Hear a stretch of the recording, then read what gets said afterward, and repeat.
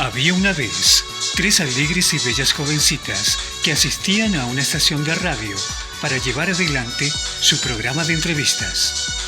Mi nombre es Pepe y todos los viernes las acompaño. Buenas noches, profesionales. Buenas noches, Pepe. Ya volviste, Masa, ubícate. Estás de este lado del planeta, Masa. ¿Estamos hablando de mí? Sí. Tal cual. Siempre. Esa chica, ¿viste qué memoria que tiene? Es impresionante, yo la admiro. Y qué linda voz. Eduardo, avísame cuando salgas al aire. Vías de comunicación son las siguientes. 221. ¿221? No acuerdo más. ¿Cómo que no te acordás? Te juro, te puedo dar mi teléfono si querés. Mírame. Yo quiero comentar algo que no tiene nada que ver con nada, pero es muy importante. Mi incoherencia, me hago cargo. Bien, muy contenta de darle una nueva identidad que no me corresponde. Se hizo un silencio extraño, ¿no? En la mesa. Sí, te voy a decir que sí. Palo para la locutora. Papando mosca. ¿Te quejas de que no tenés lo que hacer? Sos el bendito. Con esa cabellera que te caracteriza. Sí. Tenía pelo. Ella me maltrata. Más de histeriqueo. Volvamos a la cordura. Estamos en tiempo y espacio correcto. Como dijo la abuela, pasó el trapo, como quien dice. Sí. Pero nosotros somos tan fantasiosos que somos capaces. Lida, ¿vos vas a estar el próximo viernes? Estamos complicados. Profesionales en la noche. 4ª temporada. Ángeles siempre. Coros, no sé.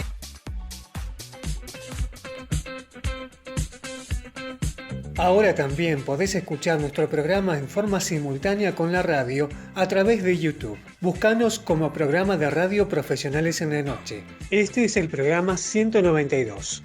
Y no te olvides de suscribirte a nuestro canal. Buenas noches a todos y bienvenidos una vez más a este viernes 26 de junio aquí en Radio Altavoz. Bienvenidos, profesionales. ¿Cómo les va? ¿Qué dicen? ¿Qué cuentan? ¿Cómo les ha ido esta semana? Muy buenas noches, profesionales. Sonia, Marcelo, Cristina, Eduardo Cortés, que nos asiste siempre y nos banca. Otra semana trabajando desde casa, con historias y entrevistas muy interesantes.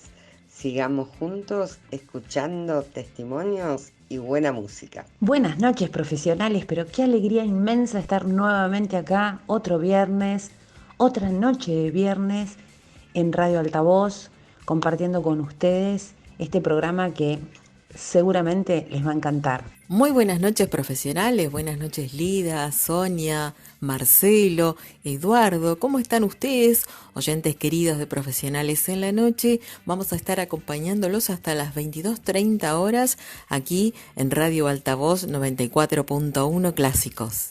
Y casi sin darnos cuenta nos sorprendió el invierno. La última vez que las vi estábamos disfrutando del sol en una pileta con mallas y pelotas de plástico que rebotaban, que iban y venían, y de repente estamos en invierno cubiertos con abrigos gigantes y bufandas y guantes en las manitos y barbijos, por supuesto, muy importante, barbijos cada vez que salimos. Muy diferente el panorama. Pero bueno, aquí estamos, seguimos en Profesionales en la Noche, nada nos detiene.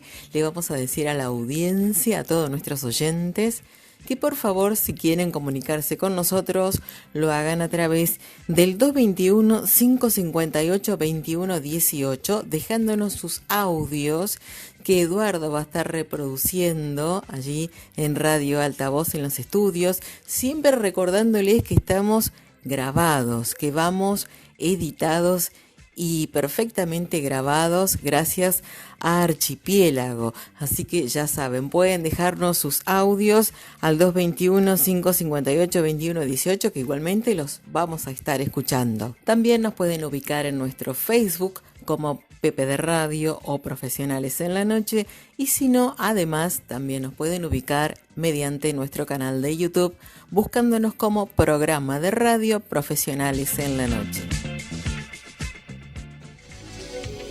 EMED Consultorios, ginecología, clínica, psiquiatría, sexología, nutrición ortomolecular, depilación definitiva. Calle 37, número 641, primero B.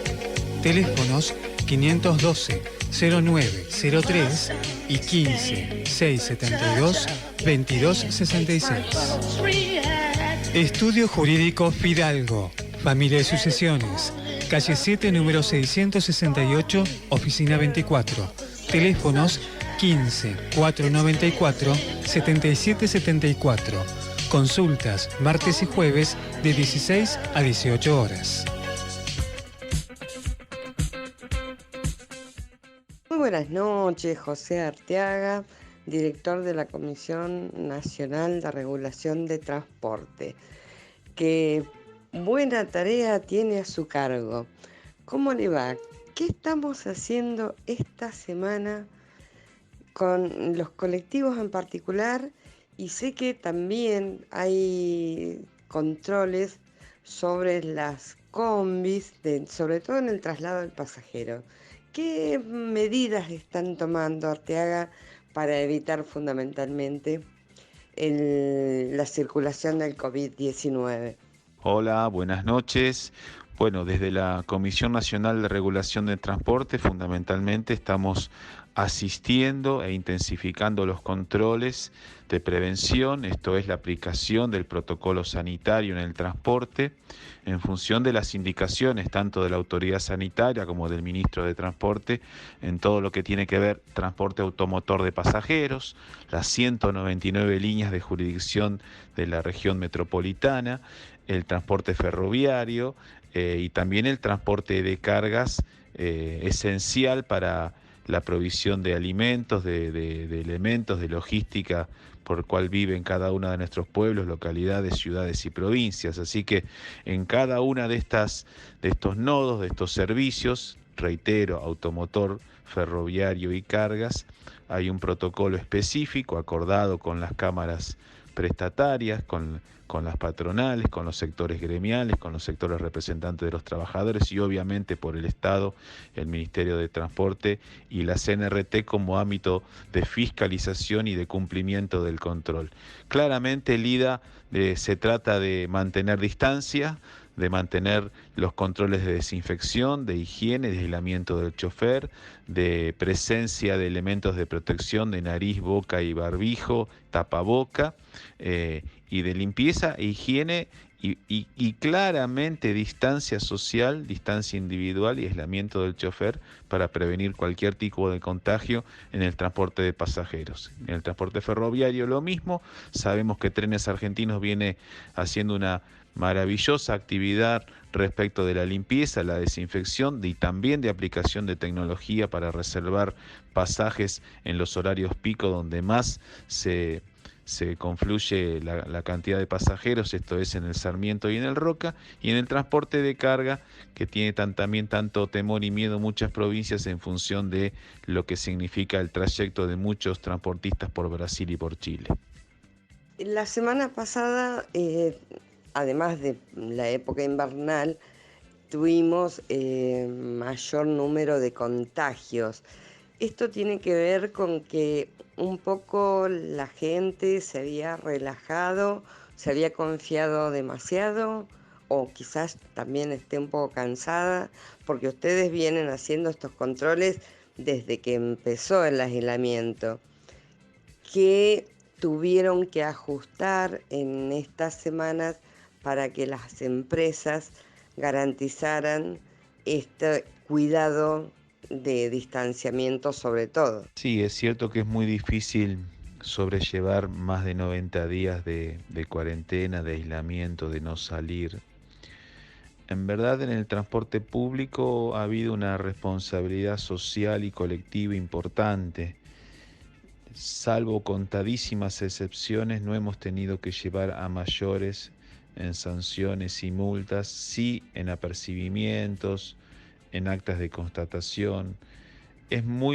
Está muy presente la CNRT en el seguimiento y en el control en cada cabecera de empresa y en estaciones terminales, de estaciones de trenes y de micros, controlando el cumplimiento del protocolo, pero también hay un alto acatamiento de los usuarios, no hay pasajeros parados en micros, la ventilación y la higiene en micros, salvo algunas excepciones que han sido sancionadas, es buena.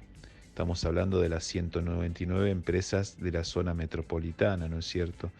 Y en tren, en relación al conjunto de las líneas, algún problema ha habido en función del agotamiento del recurso humano. Esto es, cuando se dispara algún caso positivo, se aísla al conjunto de vinculación estrecha y es muy difícil conseguir el reemplazo para hacer funcionar otro tren, con lo cual estas son las complicaciones que ha habido, pero la conducta individual y social en el transporte público de pasajeros ha sido buena. Lo que se ha incrementado sensiblemente, exponencialmente entre el 20 de marzo y la primera semana de junio es la movilidad urbana. Esto es mucha más gente en la calle, mucha más gente en la calle.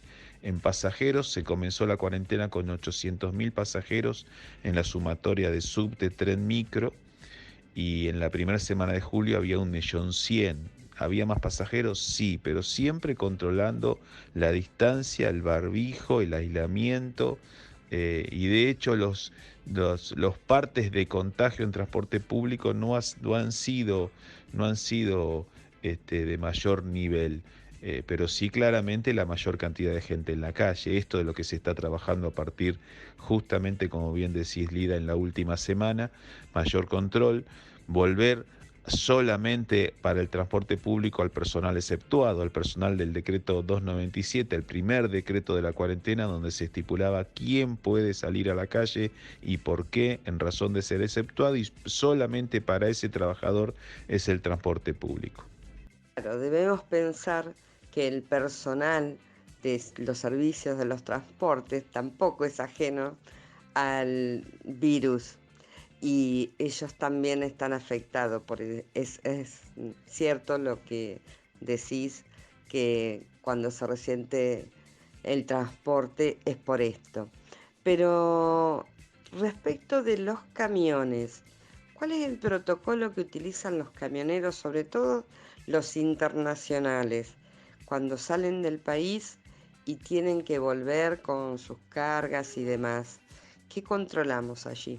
Muy buena pregunta, Lida, porque es muy importante el transporte de cargas en la República Argentina por su razón de ser. Esto es cómo genera la economía, cómo genera la producción, cómo asiste en productos de todo tipo, fundamentalmente los alimentarios, los medicamentos a cada una de las localidades, pueblos y provincias, pero también es muy fuerte el transporte internacional, que además en muchos casos cruza la Argentina y utiliza la Argentina como un corredor bioceánico. Esto es entre la comercialización de Chile y Brasil. Mirá, hay dos grandes lugares de paso fronterizo, uno es Paso de los Libres en Corrientes y otro es Uspallata en Mendoza, donde el promedio diario de camiones no baja de 900 camiones de razón extranjera, internacional. Ahí el protocolo también es exhaustivo en cuanto a la toma de temperatura. En estos lugares, en estas plantas, articulan distintos organismos nacionales. Está SENASA por todo el tema del control animal, de producción animal. Está Migraciones, está Aduana, está Sanidad de Frontera y obviamente también está la CNRT controlando la verificación técnica de los camiones, los seguros, la documentación, el transporte, el tipo de carga, si son sustancias peligrosas, qué tipo de carga transportada. Y obviamente en el protocolo sanitario la autoridad sanitaria controla la temperatura, la limpieza y la higiene de la cabina, y la trazabilidad de los camiones también es muy importante para saber, en función de algún hecho positivo, saber dónde ha estado ese camión, por dónde ha ingresado, a qué hora, en función de ver los nexos o proximidades de dónde ha estado ese trabajador del transporte, ese camionero. Así que todo esto lo está haciendo la CNRT de una manera muy organizada. Te recuerdo que hay presencia en más de 24 delegaciones del interior del país Estamos próximos también gestionando la apertura que le han solicitado a Meoni en San Luis, en Formosa y en algunos lugares de la provincia de Buenos Aires, y el transporte de carga es de un control minucioso en este momento por parte de la CNRT. Bien, José, nosotros estamos preocupados sobre todo por la circulación en lo que es Cava y Gran Buenos Aires, todo el conurbano, pero no es todo tan negro en el resto del país. Tenemos zonas donde la circulación se ha ampliado. No, está muy bien tu lectura. A ver, el 90% del contagio y del crecimiento del contagio obedece a la zona del AMBA, la zona metropolitana, la ciudad autónoma y el primer cordón del conurbano de la provincia de Buenos Aires. El 90% de la República Argentina, salvo un foco importante en el Chaco y otro en Río Negro, la vida y la actividad con todos los elementos de protección y de cuidado y de distancia lleva indicadores de contagio realmente encomiables, elogiables.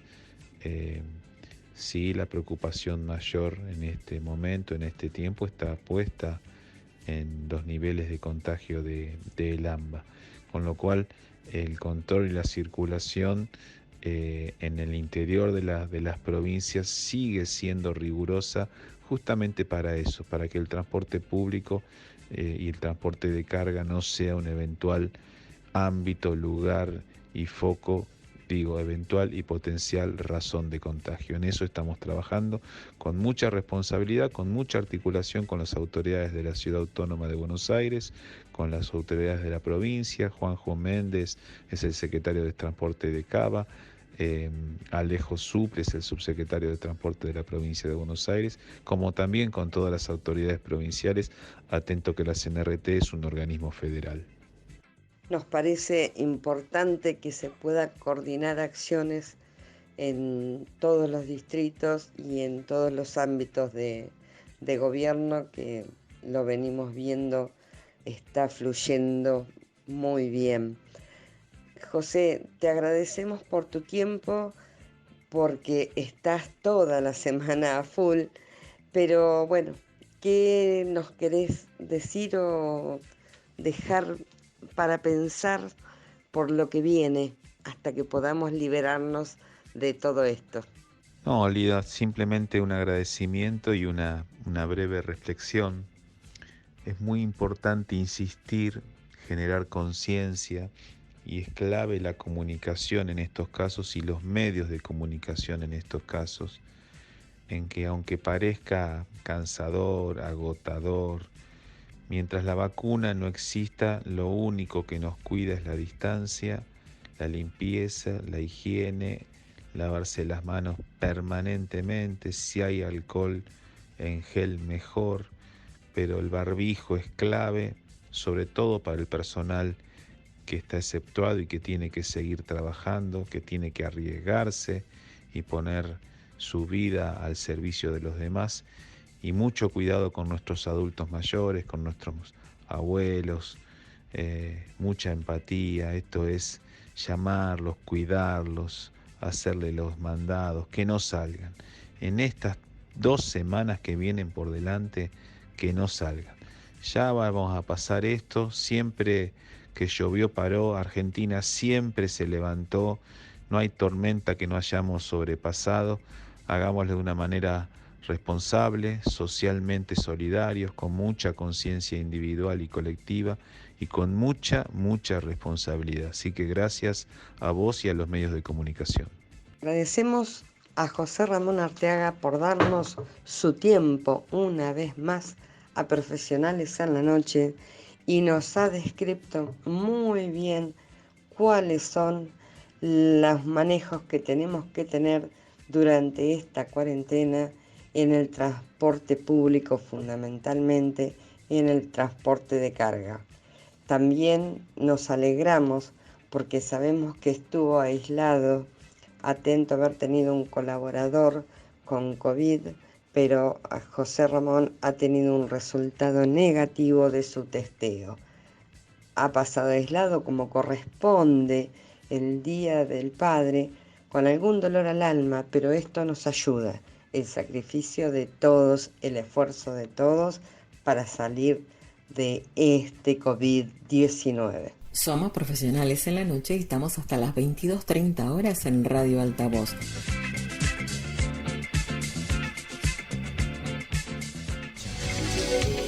En MED Consultorios, ginecología, clínica, psiquiatría, sexología, nutrición ortomolecular, depilación definitiva.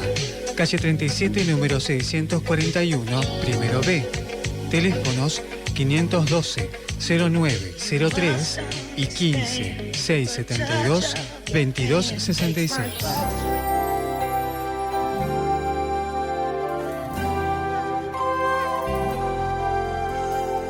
Este último 20 de junio se cumplieron 200 años de la muerte del general Belgrano, creador de la bandera argentina. Y también, como todos los años, los nenes de cuarto grado de todas las escuelas primarias de nuestro país prometieron a la bandera. Hoy, en un pequeño homenaje desde nuestra parte, vamos a conocer un poquito de la historia del padre de nuestra bandera argentina y también cómo ha sido la experiencia de los nenes que prometieron a nuestra bandera. Una de las nenas de cuarto grado de la escuela 12 de acá de Citibel, que prometió a la bandera en los últimos días, es Azul Bondavalli. Y ella nos va a contar cómo fue ese acto, cómo se llevó adelante y qué fue lo que la maestra les contó acerca de la bandera. Hola Azul, ¿cómo estás? Bueno, hola Marcelo, ¿cómo estás? Muchas gracias por estar con ustedes en la radio. Gracias por atendernos para Profesionales en la Noche. ¿Nos podés contar qué les contó la señorita acerca de la bandera? Bueno, lo que nos contó la señorita de la bandera es que cuando escuchamos lo que la señorita nos decía de la bandera, que teníamos que escuchar todo muy claro para que ella nos pregunte. Y que teníamos que que teníamos que escuchar y estar con nuestra bandera. Y nosotros sacamos una foto con la bandera diciendo prometo cuidar bien a la bandera, y eso. Decime Azul, ¿la señorita les contó quién creó la bandera argentina? La que creó la bandera argentina es Belgrano, que él creó la bandera de azul y blanco y el sol. Contame qué sentiste cuando la señorita les dijo que iban a prometer a la bandera. Bueno, lo que sentí yo fue mucha emoción, muchísima emoción.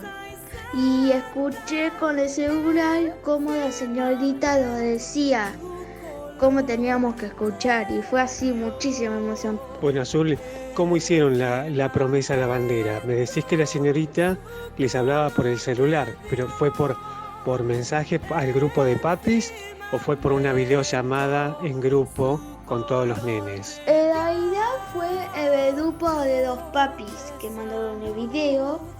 Y la señorita lo hizo el video con las otras señoritas. ¿Y vos cómo te preparaste ese día? ¿Te levantaste y qué hiciste para esperar el momento en que ustedes iban a prometer? Me puse guardapolvo y la escarapela y esperé.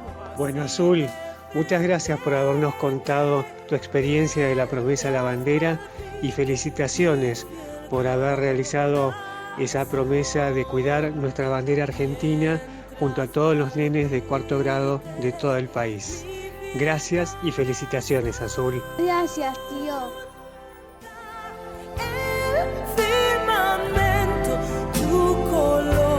Y compartimos ahora con todos ustedes la experiencia de Santi. Antes se juraba la bandera, que era una ceremonia militar que juraban a la bandera con las armas defenderla. Pero para los niños a esa edad ya relacionaban el juramento con las armas. Entonces la cambiaron a la promesa. Y ahora se quedó así. Para mí jurar a la bandera es prometer a la bandera, jurarle que la vamos a cuidar, que la vamos a respetar y vamos a ser mejor como ciudadanos argentinos. Santi, muchas gracias por compartir tu experiencia con todos nosotros. Felicitaciones. Y llega el momento de compartir otro de los audios, en este caso de otra nena, Cata, que nos cuenta la experiencia de su promesa a la bandera y la emoción de haberlo compartido junto a su familia. Hola tía, te quería decir lo que me pediste sobre que te cuente cómo sentí jurar a la bandera. Lo que sentí fue que estuve feliz. Ya la respeto, la quiero y la adoro porque uno de nuestros libertadores, que fue mi favorito, la hizo. Me da mucha alegría que se haya jugado de la bandera y además creo que somos los primeros en toda Argentina que lo hacemos desde Zoom. Y para mí fue una tristeza eterna de que no pude hacerlo con mis amigos. Lo que sí me hizo estar feliz es que estuve con mamá y papá, que estuvieron al lado y no estuvieron a 6 metros enfrente mío. Pero me encantó cuando mamá empezó a llorar a cántaros. Y eso es lo que yo sentí. Besos, tía. ¡Mua!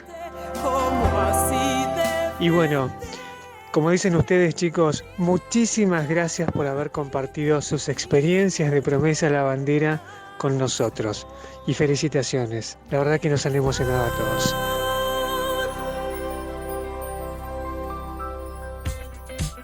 Para continuar con un buen programa, como ya ha iniciado, y darles a nuestros oyentes y a nosotros mismos mayor ilustración, vamos a entrevistar a Noelia Arturi Puchó, profesora de historia, que nos va a ilustrar acerca de la bandera y Belgrano.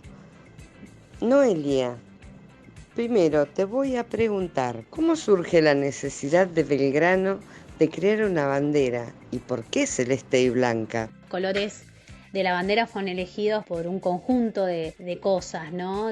Uno fue el color del cielo, otros dicen que fue por el manto de la Inmaculada Concepción, también tiene los mismos colores de la bandera de los Borbones y obviamente que de la escarapela que se creó anteriormente.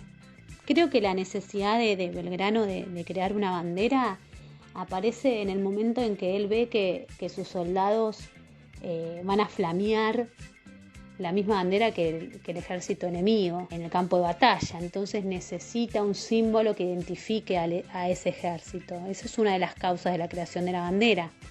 Después también podemos ver por qué la creó él, ¿no? Por qué a él se le vino a la cabeza esta idea. Bueno, y es él se formó en Europa, vino con ideas ilustradas, con formas de ver la realidad diferente al triunvirato. No nos olvidemos que en Francia hubo una revolución en 1789 y anteriormente hubo una independencia en Estados Unidos que hicieron que todas esas ideas, todos esos pensamientos o esos sucesos estén en su mente, y creó la bandera no solamente para diferenciarse sino del ejército, sino como un símbolo, ¿no?, que los represente. Por eso también los colores tienen un mensaje, tienen una simbología, ya que no es solamente por el color del cielo, sino que sí, tienen los colores del cielo y también fue estratégico lo de Belgrano con la creación de la escarapela y la bandera. Ahora, ¿qué es la jura y promesa a la bandera? Porque estamos todos un poquito despistados en este programa. La jura a la bandera la hacen los militares y los policías. Nuestra bandera fue bendecida por primera vez en 1812 en Jujuy y generalmente se hace antes de ir a pelear o a la batalla. La promesa la hacemos nosotros, la sociedad civil, que consiste en prometerle a la bandera, que es el símbolo que representa nuestra patria, le prometemos un compromiso, una lealtad a nuestras tradiciones, a nuestras costumbres. Nos comprometemos a ser buenos ciudadanos frente a la bandera. ¿Desde qué época los civiles realizan la promesa a la bandera y por qué los estudiantes lo realizan en cuarto grado? Aproximadamente a finales del siglo XIX se empieza con la tradición de prometerle a la bandera y es algo que venían haciendo los demás países. ¿Por qué es en cuarto grado? No hay un registro, ¿no? de alguna causa de por qué se hace en cuarto grado. Pero bueno, yo lo puedo relacionar que surge a partir del siglo XIX por la llegada de las maestras de Estados Unidos, ¿no? Que trae Sarmiento para educar a los ciudadanos de Argentina, de nuestro país. Bien, nos queda claro entonces. Ahora seguimos indagándote. ¿Qué nos podés decir sobre las ideas de Belgrano? ¿Considerás que era de avanzada para su época? Él pudo ir a estudiar a Europa, pudo contactarse con todas las ideas de la Revolución Francesa, con las ideas de Rousseau, de Voltaire, de Adam Smith. Él creía en el trabajo en la tierra, ¿no? En nuevas técnicas que les enseñó a los campesinos de nuestro país. Él creía en la educación no solamente de los hombres, sino de las mujeres. Creó muchas escuelas. Él fomentaba valores de igualdad, de justicia. Creó industrias y fue el precursor de la ley agraria acá en nuestro país. Sin duda fue uno de los personajes más innovadores de nuestra historia. Indudablemente el general Belgrano era un iluminado. ¿Y qué nos puedes decir de sus acciones en defensa de la mujer? Él creía que la mujer debía estudiar. Eso es un montonazo porque estamos hablando de más de 200 años atrás, en donde las mujeres no teníamos derecho a nada. Y él creía en eso, creía que la mujer debía educarse, debía participar en la vida, ser una persona activa en lo social y tener participación en la ciudadanía. Y eso es muy importante porque en esa época era impensado eso. También podemos destacar que la bandera la cosió y la confeccionó una mujer. Y que él, a pesar de que esa mujer estuvo 200 años en el anonimato, podemos ahora decir que doña María Catalina Echeverría fue la que confeccionó la bandera en Rosario, que era la hermana de un amigo de él, la contactó y le dio el honor de confeccionar la primera bandera argentina a ella y a 2 vecinas. Y hay una placa con su nombre en el monumento a la bandera de Rosario, si no me equivoco. Eso también es importante, ¿no? Como él hacía partícipe a estas mujeres que en ese momento no tenían derecho. Así que es innovador por un montón de cuestiones, ¿no? No solamente por haber pensado la independencia o ser Manuel Belgrano el que luchó por nuestra independencia, sino también por sus ideas, por luchado para que sea un país más justo. Y también tenemos que tener en cuenta cómo él falleció, ¿no? Sin un peso, él donó todos sus ahorros para que se construyeran escuelas. Y eso también es honorable, porque él tenía todo. Él era un personaje de la élite. Él podría haber muerto con dinero, con un buen pasar, y sin embargo eligió otro camino. Bueno, Noé, dejamos de exprimirte, pero tengo una última pregunta. ¿Qué acción o pensamiento de Belgrano destacarías para continuar fortaleciendo nuestro hermoso país? Indudablemente el accionar de él, su compromiso, las ideas, los valores fueron fundamentales para la independencia de nuestro país y para nuestra historia. No nos podemos olvidar que él estaba a favor de la educación, estaba a favor de las industrias, a favor del trabajo en la tierra, le enseñó a los campesinos a cultivar la tierra de nuestro país, tenía valores de justicia y de igualdad, él quería terminar con toda la desigualdad que había en nuestro territorio. Y creo que todos esos valores los tenemos que tener en cuenta para seguir creciendo como sociedad y como país. Y creo hoy más que nunca que estamos pasando unos momentos muy difíciles con el tema de la pandemia, en donde se empieza a ver que hay personas que necesitan ayuda. Es donde nosotros nos tenemos que unir para ayudar a ese otro que la está pasando mal. Creo que fue un personaje revolucionario para nuestro país, para la época en donde vivió. Era impensado que haya una persona que tenga esos ideales y ese pensamiento. Te agradecemos enormemente, Noelia, Arturo y Puchú, por desasnarnos de algunas cuestiones relativas a General Belgrano y a nuestra excelente bandera. Es hermosa y te agradecemos que lo hayas enarbolado de esta manera. Gracias por compartir tu tiempo con Profesionales en la Noche. Muchísimas gracias a ustedes, fue un placer y un abrazo fuerte. Hasta luego. Un poquito de música y enseguida venimos.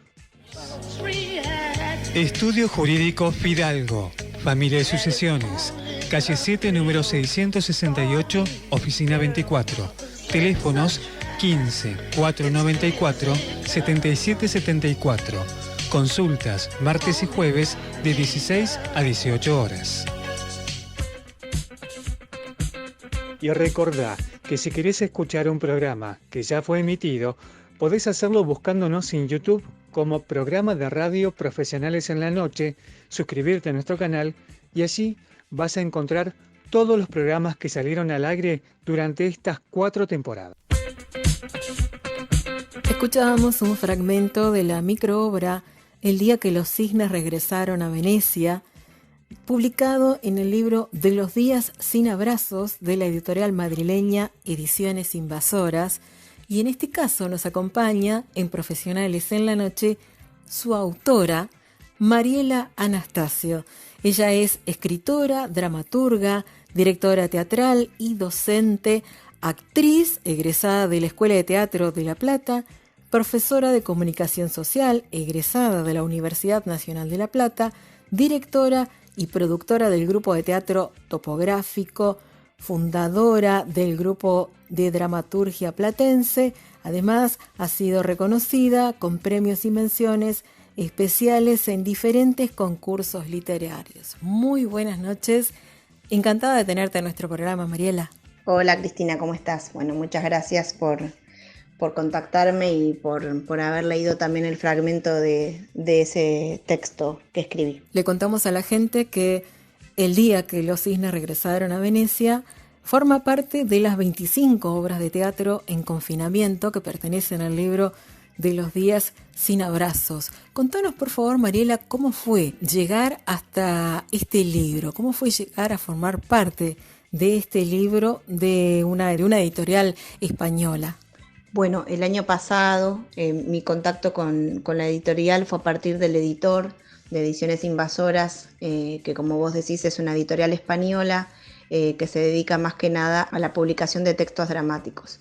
El año pasado me invitaron a participar de una antología que se llamó La Patria de los Parias, que se editó en Madrid en el 2019. Un libro también con la mayoría de los autores españoles, y en ese caso yo era la única argentina, pero bueno, les había gustado un poco lo que yo venía escribiendo y me convocaron, me pidieron que mandara una obra, les gustó y la publicaron. Y bueno, debido a ese contacto y con lo que está pasando ahora en pandemia, digamos, ellos este año tuvieron la idea, sobre todo por cómo lo estuvieron vivenciando en España, de hacer un libro que hablara desde el confinamiento y sobre el confinamiento, y nos propusieron escribir 5 obras breves de 5 páginas, y bueno, así fue que yo mandé la propuesta de este texto que se llama El día que los cisnes regresaron a Venecia. Les gustó y bueno, tuve la suerte de poder participar de nuevo en esta antología, en la que participaron 23 dramaturgos españoles, 2 argentinas y un autor mexicano. Me imagino que esta época de aislamiento social debe haber dado 1.000.000 de temas para escribir. En tu caso, ¿en qué te inspiraste para escribir el día que los cisnes regresaron a Venecia? Sí, es cierto. En general me voy basando en cosas que voy escuchando y que me gustan, no sé, noticias, algunas historias de vida. Me gusta escribir bastante sobre algunas cuestiones que me aparecen como disparadores. Y en el caso de esta obra, había visto una noticia, bueno, hubo varias en esa línea de los animales que iban regresando a los lugares en los que antes no podían estar por la contaminación o bueno, por la presencia del hombre.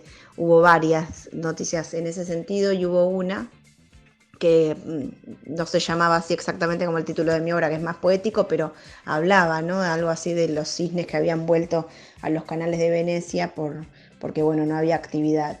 Y se me apareció el título como algo poético. Muchas veces yo escribo a partir de una imagen o de un título, de una palabra que me resuena.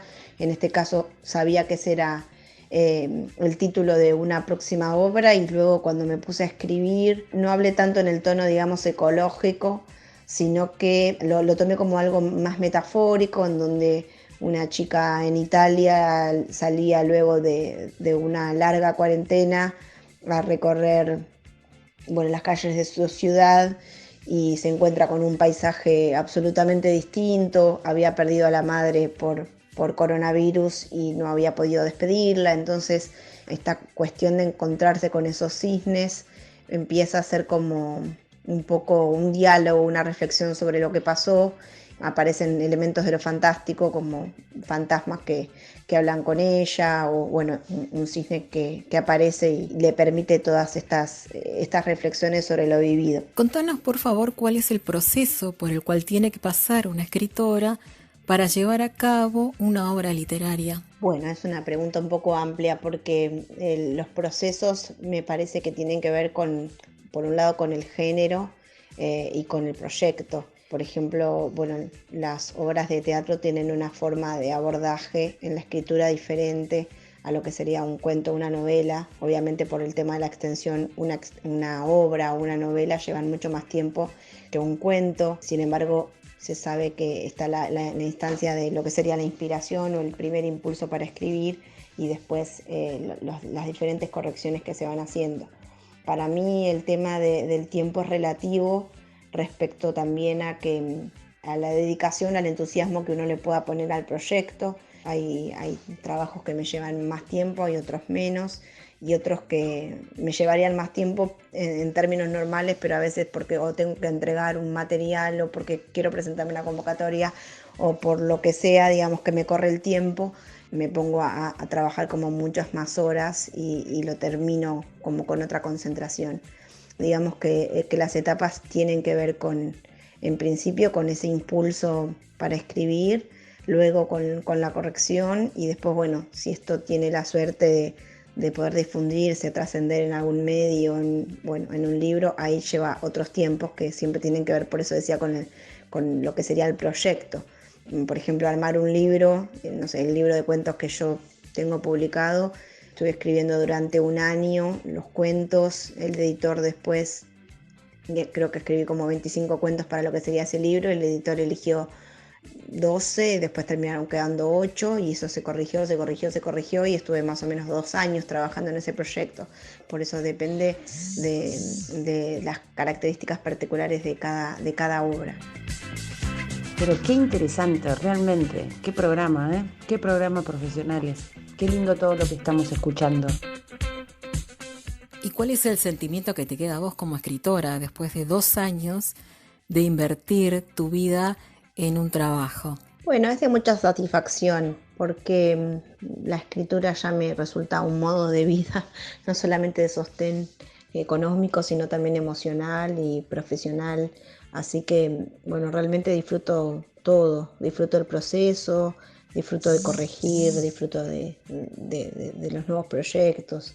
Ver el libro terminado obviamente es de mucha satisfacción, porque uno ve que por fin algo en lo que estuvo trabajando ve la luz y puede ser compartido y leído por la gente, así que bueno, es como un momento de felicidad, pero en mi caso no solamente es el resultado lo que me atrae y me hace feliz, sino que también todo el proceso lo disfruto mucho. ¿Cómo fue que llegaste a la escritura? ¿Cómo una persona se vuelca a una actividad que es apasionante? Me imagino que debe ser sumamente apasionante, pero que no es algo común. Sí, para mí, bueno, como decía, la escritura siempre formó parte de mi vida y no sé si yo tanto la elegí, sino que me parece que fue una actividad que siempre me gustó hacer desde muy chiquita. Mi mamá siempre me recuerda lo fantasiosa que era, creo que eso nunca se perdió. Me la pasaba inventando historias y escribía cositas. Me acuerdo también como un hecho así que me parece que me marcó, que fue que una vez un profesor de cuarto grado, me acuerdo que era un maestro, nos había hecho hacer una redacción y yo escribí un cuento y la llamó a mi mamá y le mostró el cuento y le dijo que yo tenía que escribir. Y eso creo que de alguna manera me quedó ahí. Después había hecho un taller de escritura en la escuela y después, bueno, siempre lo tuve como una actividad que me acompañó toda la vida. En la adolescencia escribía cuadernos y cosas. Después, bueno, también por la formación siempre como que me fue acompañando, siempre me interesó todo lo que tenía que ver con lo artístico. Estudié teatro, pero del teatro, bueno, no me dedico a la actuación, sino que lo que me gusta es la producción y la escritura. Así que me quedé de ese otro lado escribiendo y bueno, por suerte hoy me puedo dedicar a eso, pero creo que no sé cómo llegó eso a mí, porque además en mi casa, no sé, no es una casa de intelectuales, no he crecido entre bibliotecas, siempre fue como una cuestión muy mía de que me interesara mucho la literatura y bueno, año a año me he podido ir formando y dedicando y hoy trabajando de eso, así que bueno, es una actividad que como decía me provoca mucha satisfacción, mucha felicidad. No sé de dónde salió, pero sé que está como que es parte de mi ADN. De los días sin abrazos, este libro con 25 obras de teatro en confinamiento, fue presentada en junio vía Zoom. ¿Cómo fue la experiencia de compartir con los lectores y con otros autores la presentación de este libro? Bueno, como yo digo, la pandemia, así como tiene sus cosas horribles, también tiene su lado bueno. Y también, bueno, muchos artistas, escritores, mucha gente se ha puesto a hacer cosas trascendiendo igual los límites de lo que tiene que ver, por ejemplo, con las fronteras o la cuestión del aislamiento, ¿no? Las redes, internet nos ha ayudado mucho para poder seguir estando activos, sobre todo pienso en el ámbito cultural.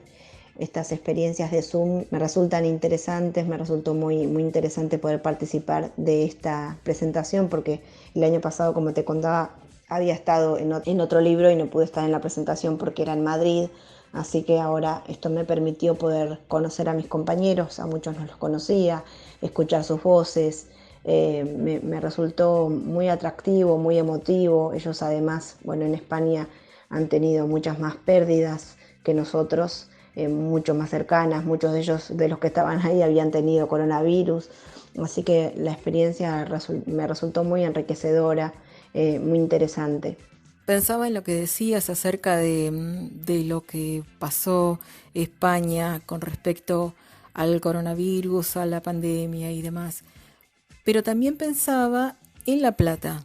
¿Se está haciendo algo al respecto? ¿Se tiene pensado, vos como parte del grupo de dramaturgia platense, hacer algo con respecto a esta sensación, a estos sentimientos que han dejado o están dejando, porque todavía estamos transcurriendo esta pandemia?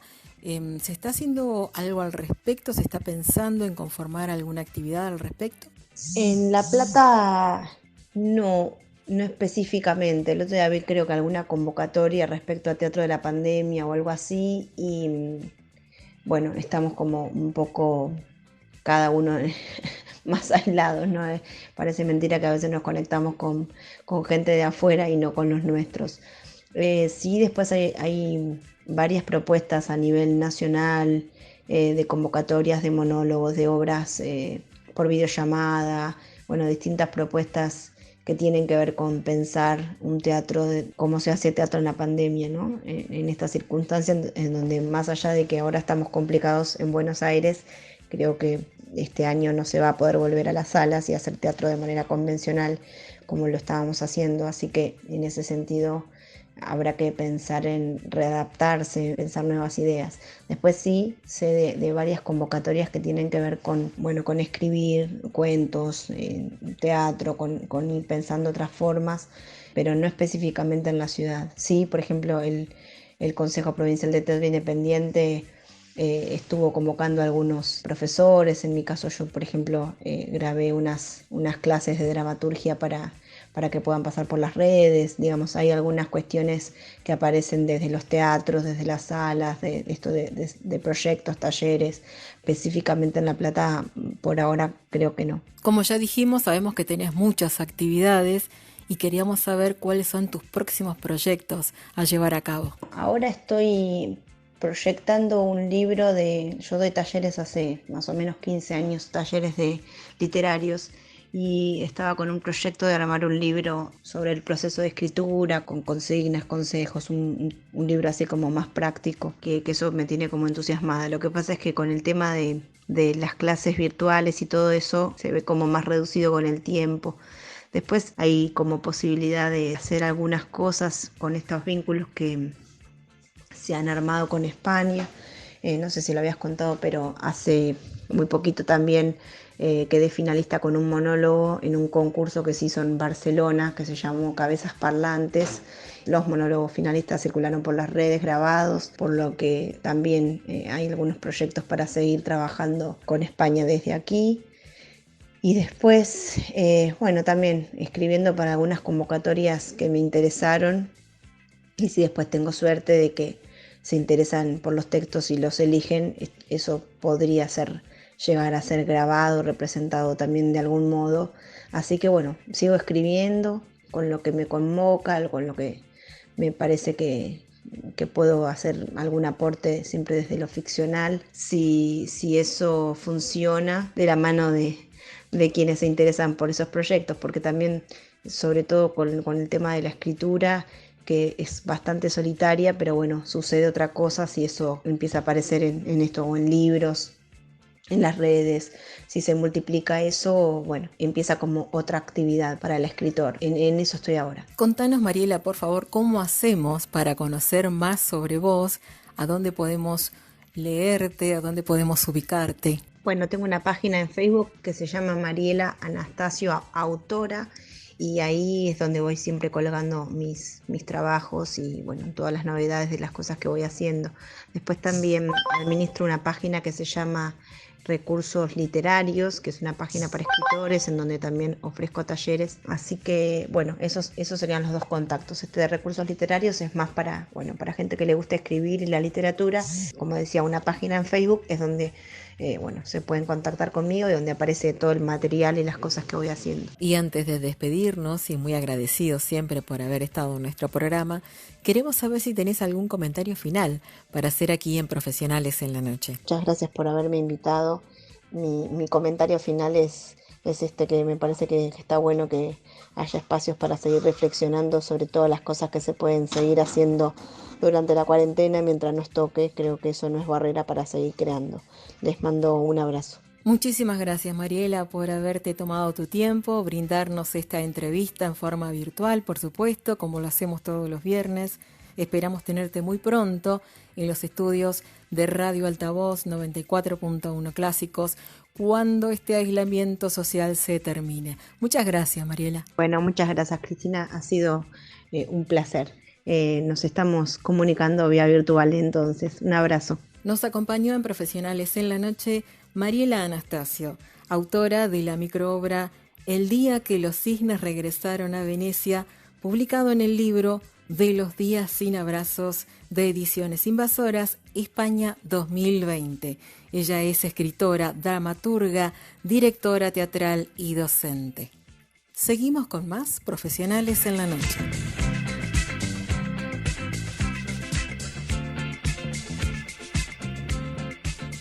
Y recordá que si querés escuchar un programa que ya fue emitido, Podés hacerlo buscándonos en YouTube como Programa de Radio Profesionales en la Noche, suscribirte a nuestro canal y allí vas a encontrar todos los programas que salieron al aire durante estas 4 temporadas.